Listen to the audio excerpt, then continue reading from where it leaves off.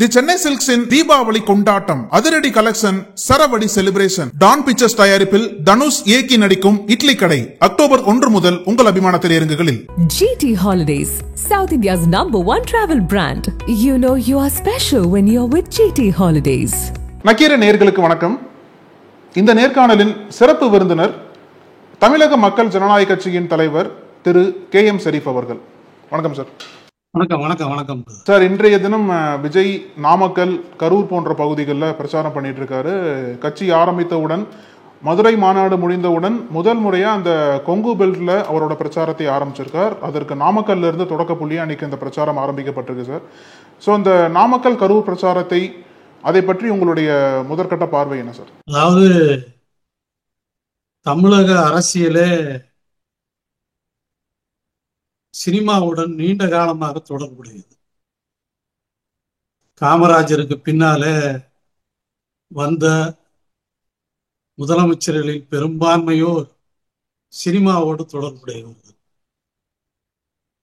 ஆக இந்த விஜய் அவர்களுடைய இந்த திரைப்பயணத்திலே இருந்து அரசியல் பயணம் என்கிற அளவிலே எப்படியாவது அதிகாரத்தை நோக்கி பயணித்து விடலாம் என்கிற ஒரு நம்பிக்கையோடு அவர் தொடர்ச்சியாக மாநாடுகளை நடத்தி, இப்பொழுது கொங்கு மண்டலத்தை பொறுத்தவரை இயல்பாகவே அந்த பகுதி ஒரு நேரத்தில் எம்ஜிஆருக்கு கை கொடுத்த பகுதி. அதை அதிமுக தக்க வைத்துக் கொள்ளாத காரணத்தால முதலில் நாம் கைப்பற்ற வேண்டிய ஒரு இடம் கொங்கு மண்டலம்தான் என்கிற முடிவோடு அவர் நாமக்கல்லிலே தன்னுடைய பிரச்சாரத்தை தொடங்கி இருக்கிறார்.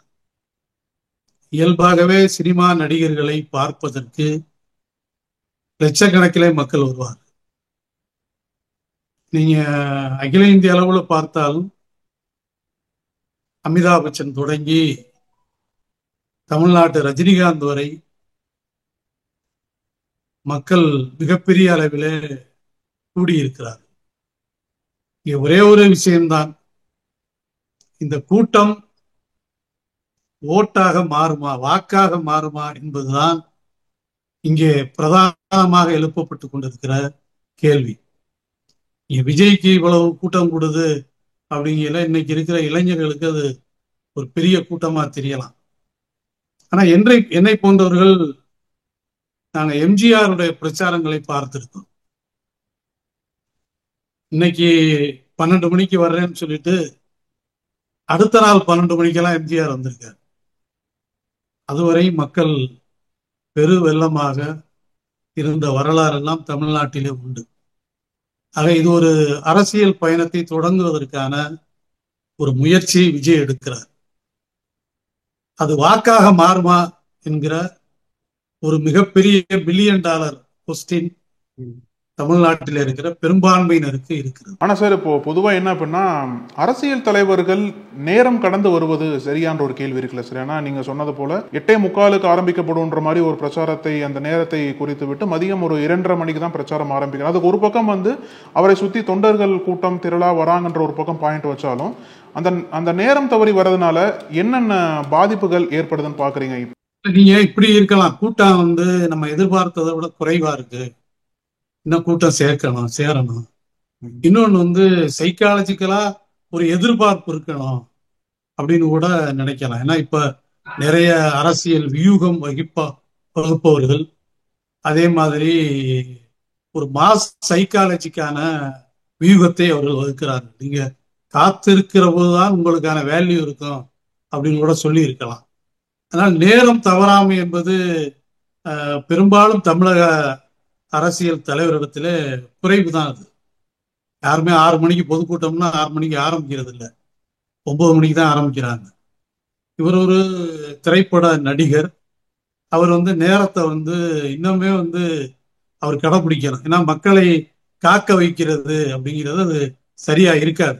நான் ஏற்கனவே சொன்னேன், எம்ஜிஆர்னா இடையில மக்கள் அவரை நிறுத்திடுவாங்க. நிறுத்தி எங்களை உங்க முகத்தை காமிங்க, எங்கள்ட்ட 2 வாரத்தை பேசிட்டு போங்க அப்படின்னு அன்னைக்கு எம்ஜிஆருக்கான அந்த சூழல் இருந்தது. அவர் பெரும்பாலும் எம்ஜிஆர் தரை வழி மார்க்கத்தை தான் அவர் பயன்படுத்தினார். ஆனா இப்ப அப்படிப்பட்ட ஒரு சூழல் இல்லை. நீங்க ஹெலிகாப்டர்ல போய் நம்ம எங்க பேசுறோமோ இங்க இறங்கிக்கலாம், அல்லது சின்ன குட்டி விமானங்கள் அந்தந்த விமான நிலையங்கள்ல இறங்கிக்கலாம். அப்ப இந்த மாதிரி ஒரு சூழல் இருக்கிற போது ரசிகர்களை அல்லது தொண்டர்கள் அப்படின்னு சொன்னா கூட அவர்களை காக்க வைக்க வேண்டிய அவசியம் தேவை என்பது இல்லை. இது யாரோ அவருக்கு ஒரு ட்ரைனிங் கொடுக்குறாங்க, நீங்க போற வரை மக்கள் காத்திருக்கணும், காத்திருந்தாதான் உங்களுக்கான வேல்யூ இருக்கும் அப்படின்னு கூட சொல்லப்பட்டிருக்கலாம்.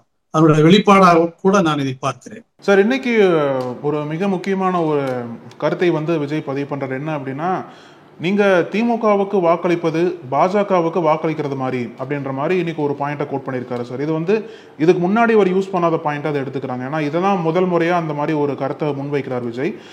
இந்த ஒரு கருத்தியலை எப்படி அணுகிறது சார்? ஏன்னா எதன் அடிப்படையா வச்சு அவர் திமுக கோட் போடுறது பாஜக கோட் போடுற மாதிரி இருக்குன்ற மாதிரி சொல்றான்னு உங்களோட பார்வையில் என்ன சொல்றீங்க சார்? அதாவது எடப்பாடி கூட இந்த வார்த்தையை அவர் பயன்படுத்தல. ஏன்னா அவரு பிஜேபி கூட்டணியில இருக்கார்.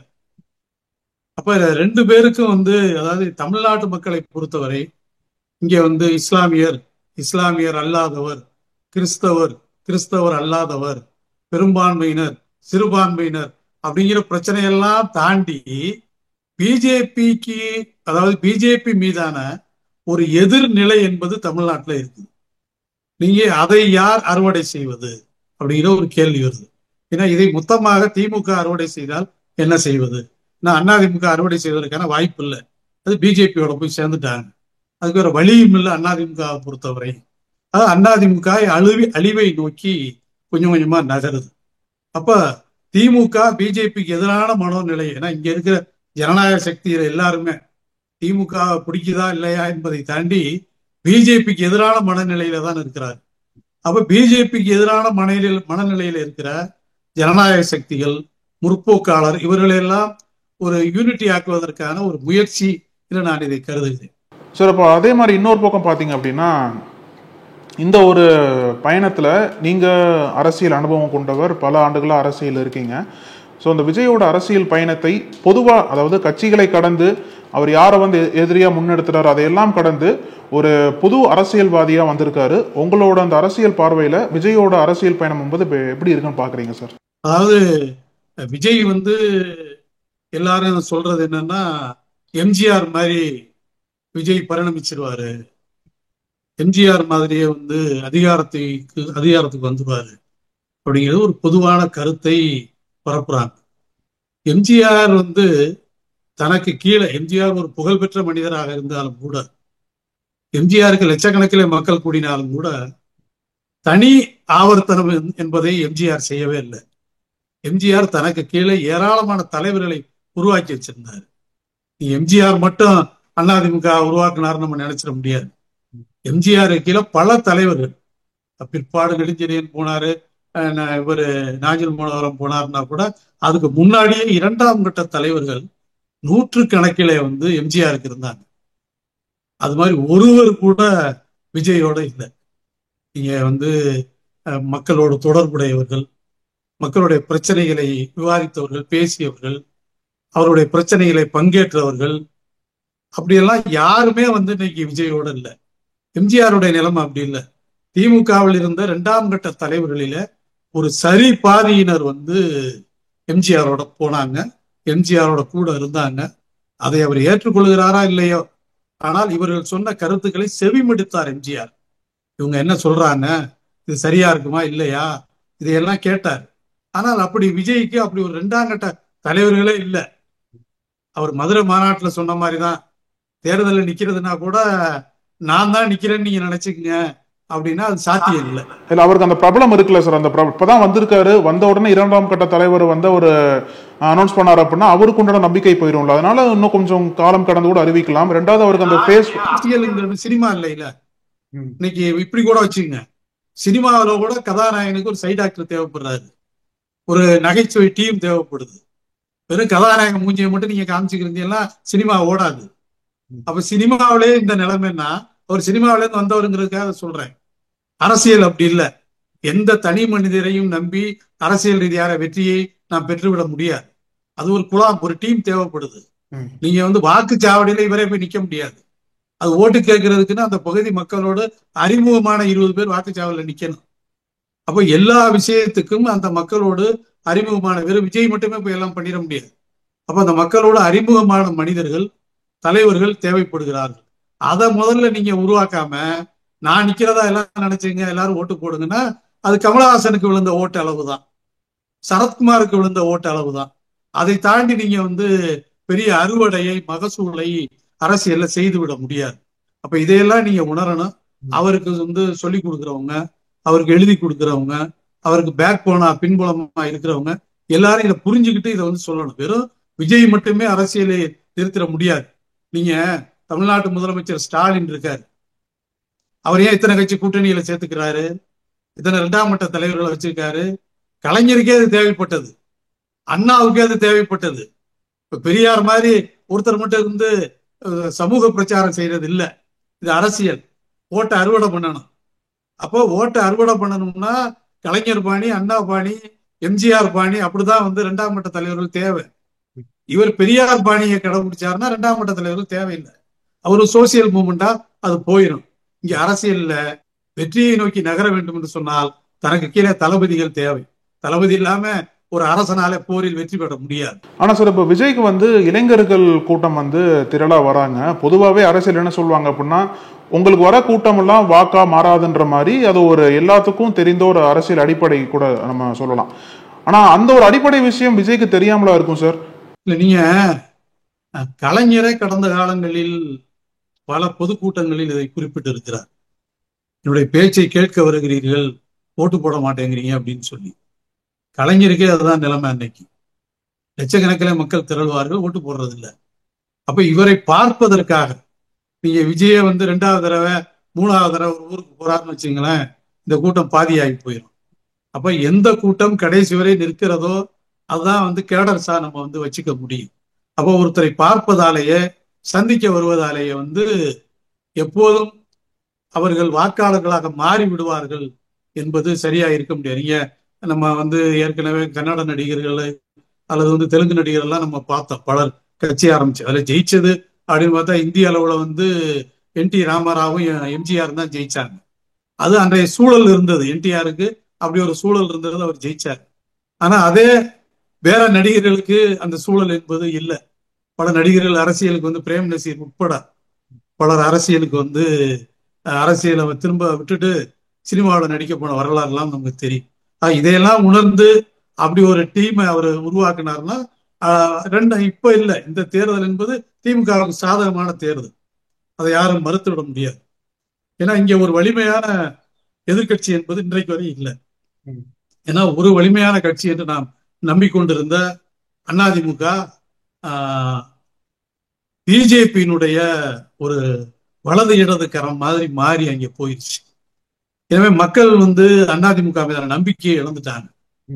அதிமுகவினருக்கே நாளை வரையும் எடப்பாடியே பொதுச் செயலாளராக இருப்பாரா அப்படிங்கிற மாதிரி அவங்களுக்கே தெரியல. அதை அவர்கள் விவாதமாகவே தங்களுக்குள்ளே முன்வைத்து கொண்டிருக்கிறார்கள். எனவே இங்கே வருங்காலத்தில் அல்லது வர்ற தேர்தலில் திமுக அதை தாண்டி இனிமே வரப்போகிற 2030-31 தேர்தலில் வேண்டுமானால் விஜய்க்கான ஒரு வாய்ப்புகள் இருக்கலாம். அதை நோக்கி அவர் நகரம்னா கூட ஒரு படையை கட்டமைக்க வேண்டும். சும்மா கூட்டத்தை வைத்து மட்டுமே வெற்றி பெற்று விட முடியாது. சார், நீங்க இப்போ ஒரு பாயிண்ட் சொன்னீங்க இல்லையா சார், திமுக எதற்காக வலுவா இருக்கு அப்படின்னா எதிர்கட்சிகள் வலுவளர்ந்து இருக்காங்க அப்படின்ற பாயிண்ட் தானே சார் தமிழக மக்களும் வைக்கிறாங்க. அந்த மாதிரி ஒரு குற்றச்சாட்டும் ஒரு எதிர்கருத்தும் திமுக மீது எழுந்திருக்குல்ல. எதிர்கட்சிகள் இங்க வீக்கா இருக்க போய் தான் திமுக ஸ்ட்ராங்கா இருக்கிற மாதிரி தெரியுது. திமுக கூட்டணிக்குள்ளேயே பல பிரச்சனைகள் இப்போ ஒன்னா வெளிவர ஆரம்பிச்சிருக்கு அப்படின்ற மாதிரியும் மக்கள் பாக்குறாங்கல்ல சார். இதெல்லாம் திமுக கூட்டணிக்குள்ள விரிசல் இருப்பதாக நான் நினைக்கவில்லை. விவாதங்கள் இருக்கலாம். அது என்ன காரணம்னா, தேர்தல் வரப்போகுது, சீட்டுகளின் எண்ணிக்கையை அதிகரிப்பதற்கான ஒரு முயற்சி. அது காங்கிரஸாக இருக்கலாம், விடுதலை சிறுத்தைகளாக இருக்கலாம், கம்யூனிஸ்டுகளாக இருக்கலாம்.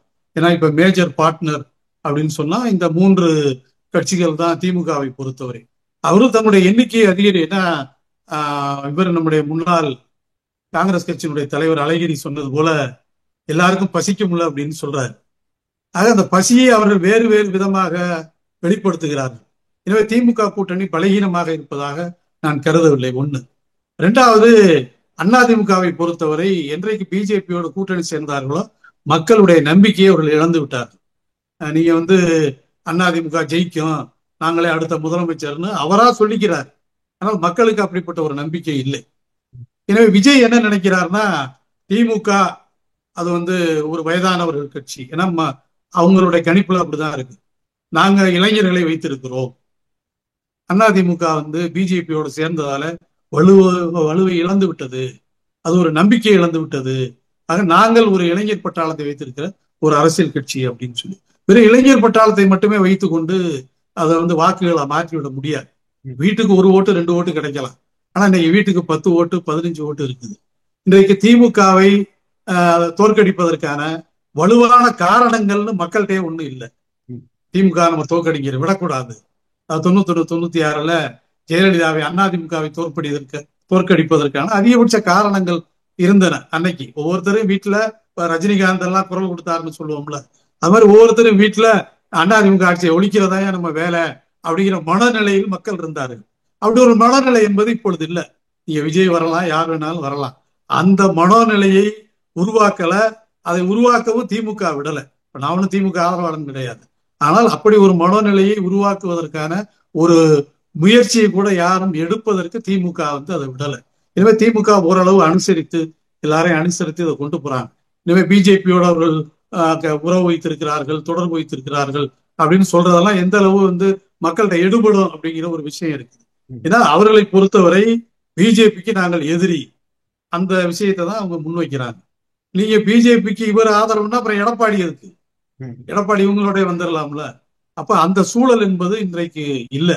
வெறும் இளைஞர்களை வைத்து மட்டுமே அதிகாரத்தை நோக்கிய பயணத்தை விஜயால தொடங்கிவிட முடியாது.